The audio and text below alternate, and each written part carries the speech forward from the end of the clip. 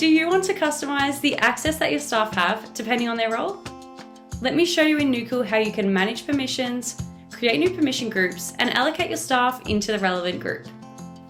In Nookal, you can manage permissions via Setup, Users Permissions. You'll find that we have some common permission groups set up for you, including an owner, manager, front desk, and practitioner group, but you can add as many permission groups as you may require. On the left-hand side, you'll be able to see the functionalities within Nookal that you can allow or deny access, including accessing staff profiles, editing staff schedules, and editing or deleting clinical notes.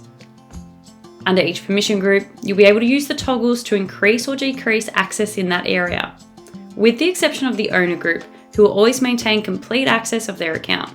With that in mind, it is important to ensure that only the business owner or similar users are part of this permission group.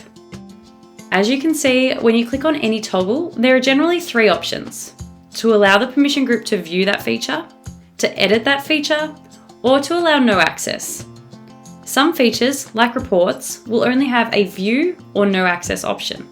If you are looking for a specific feature, you can use the search bar on the top right-hand side to quickly locate the feature or tool. If you need to add a new permission group, you can click on the Create New Group button on the bottom right-hand side. You will then be prompted to label that group, and then press Continue, and now you can see the new group appear on the right-hand side of your screen. You'll be able to customize the new group's access depending on what they need to fulfill their role. Once you're happy, remember to click Save Changes. Now let's look at how we actually allocate staff to these permission groups. You'll need to navigate back to Setup Users Staff, and then select a staff member's profile.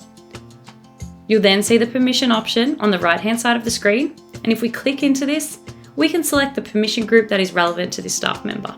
Once you've saved the changes and the staff member has logged out and back in again, they will have the access related to that permission group.